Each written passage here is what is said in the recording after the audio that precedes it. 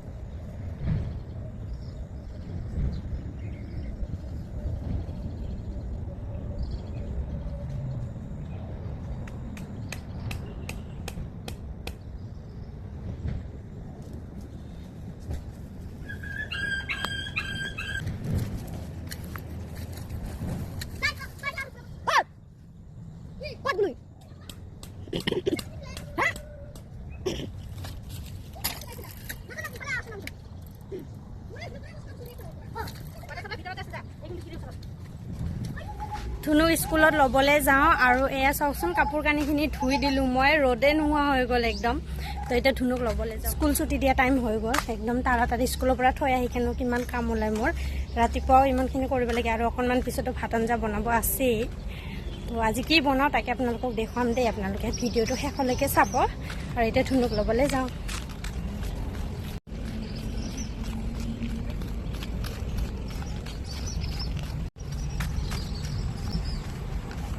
ভাল লাগি আছে ৰ'দটো কমি যোৱাৰ কাৰণে।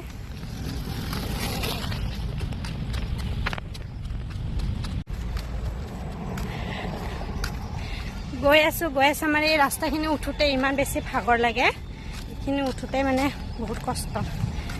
এবাৰ হ'ব যোৱা, আকৌ এবাৰ আনিব যোৱা, ৰেষ্ট নাপাওঁৱে। একদম আহি পালোঁ আৰু, বেছি দূৰ নাই।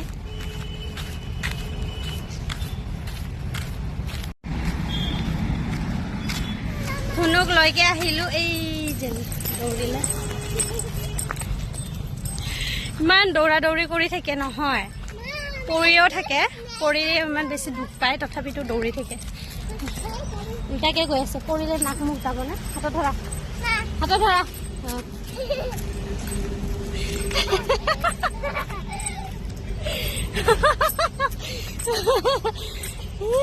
এনেকে গ'লে পৰিলে কি হ'ব কোৱাচোন? তো এতিয়া ঘৰত যাওঁ, মানুহজন বোলে সোনকালে আহিব, ভাত আঞ্জা বনাব লাগিব। আকৌ এতিয়া গৈ আছোঁ ঘৰলৈ। দেখো জৰা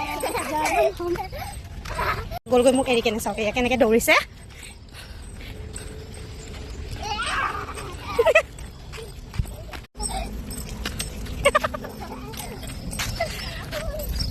এতিয়া আকৌ ফুল লগা হৈছে, হাত থাকিব দেই। ধুনুক লৈ আহি পালোঁ ঘৰত আৰু অকণমান সময় ৰেষ্ট লৈছোঁ, হ'ল অকণমান সময় আহি পোৱা। আৰু এতিয়া তাৰমানে কি হ'ল, দুপৰীয়া যিহেতু হৈছে মানুহজন আহিব সোনকালে, আৰু এতিয়া 11:30 বাজিছে। ভাবিছোঁ সোনকালে ভাত আঞ্জাখিনি বনাওঁ, আৰু কি বনাওঁ মই তাকে আপোনালোকক দেখুৱাম। আৰু বহুত দিনৰ পৰা ভাবি আছোঁ এইটো আঞ্জাটো খাম বুলি কেনে, কিন্তু বনোৱা হোৱা নাছিলে, অনা হোৱা নাছিলে। এতিয়া যিহেতু কঁঠালৰ ছিজন, কঁঠাল নাখালে কেনেকৈ হ'ব। জেঠাইহঁতৰ ঘৰত গৈছিলোঁ, যাইকে মই এটা কঁঠাল লৈ আনিলোঁ আৰু এতিয়া বনাব ওলাইছোঁ। ধুনীয়াকৈ কাটি কুটি ধুই ধাই চাফা কৰি লৈছোঁ, আৰু বাকলি চাকলি দি দিছোঁ, যিহেতু আঠা ওলাই থাকে আৰু কেঁচাতে বাকলিখিনি গুচাবলৈ বৰ অসুবিধা হয়। সেইকাৰণে মই প্ৰথমতে বইল কৰি ল'ম, নিমখ হালধি দি দিছোঁ যাতে ৰংটো ক'লা হৈ নাযায়। আৰু কুকাৰত ভাত আছিলে, ভাতখিনি অজৰাই তাতে দি কিনে মই চিটি মাৰি লৈছোঁ। আৰু ইমান ধুনীয়াকৈ বাকলিখিনি গুচোৱা খাইছে, এয়া চাওকচোন, মানুহজনে গুচাই দিছে। যিহেতু মোৰ দেৰি হৈ আছে, সোনকালে বনাবৰ কাৰণে ৰেডি কৰি আছোঁ। মই এইফালে কেৰাহী বঢ়াই কেৰাহী গৰম কৰি দিছোঁ, তাতে মই তেল দি কেনে ধুনীয়াকৈ তেজপাত দুটা দি পিঁয়াজখিনি ভাজি লৈছোঁ, লগতে মই আদা নহৰু দি দিলোঁ। আৰু ইমান মানে ভাল লাগি আছে কিবা এটা, মনটো আজি নাজানো কঁঠালৰ আঞ্জা বনাম বুলিয়ে নেকি ৰাতিপুৱাৰ পৰা মনটো আজি বহুত বেছি ভাল লাগি আছে। আৰু এইফালে মই ঘৰত থকা যি মছলা আছিলে মোৰ তাত, মই তাকে দিছোঁ, জিৰা ধনিয়া হালধি আৰু জলকীয়া গুড়া অকণমান দি ধুনীয়াকৈ অকণমান ভাজি লৈছোঁ। 2 মিনিটো নহয়, 1 মিনিট ভাজি লৈছোঁ। তাৰপিছত ইমান ধুনীয়া এটা গোন্ধ ওলাইছে ন, ইমান ভাল লাগিছে। লগতে মই কঁঠাল আৰু আলুখিনি ধুনীয়াকৈ দি দিছোঁ, দিয়াৰ পিছত অকণমান ভাজি লৈছোঁ। একদম মাংস বনোৱা যেন লাগিছে। বাহিৰৰ পৰা কোনোবা আহিলে নক'বই মই মাংস বনাইছোঁ নে কঁঠাল বনাইছোঁ, ইমান ধুনীয়া লাগিছে। অকণমান পানী দি ধুনীয়াকৈ ঢাকিকৈ উতলাই লৈছোঁ, আৰু ইমান ধুনীয়া হৈছে খাবলৈ। আপোনালোকে বিশ্বাস কৰক, এবাৰ এনেকৈ বনাই খাই চাবচোন, ইমান বেছি ধুনীয়া লাগে। মই খাবলৈ বহুত বেছি ভাল পাইছোঁ, লগতে মানুহজনো আজি বহুত তাৰিফ কৰিছে, মানে ভাল লাগিছে তেখেতকো কঁঠালৰ আঞ্জা খাই। আৰু ধুনুও খাবলৈ ভাল পাইছে, তাই যিহেতু প্ৰথমবাৰ এইবাৰ খাইছে কঁঠাল, যোৱা বছৰো বনাইছিলোঁ মই, দিয়া নাক এইবাৰ তাইও খাই বহুত বেছি ভাল পালে। ভাত পানী খাই আজৰি হ'লোঁ, অকণমান ৰেষ্ট ল'লোঁ, আৰু এয়া কাপোৰ লৈ আনিছোঁ। বৰষুণ দিওঁ হৈছে, এয়া ৰ'দ নোহোৱা হৈ গ'ল, সেইকাৰণে ভাবিলোঁ চপাই থৈ দিওঁ। আৰু আজি ব্লগটো ইয়াতে সামৰণি মাৰিছোঁ, আকৌ লগ পাম নেক্সট ব্লগত। তো আজি কাৰণে এইখিনিয়ে, টাটা।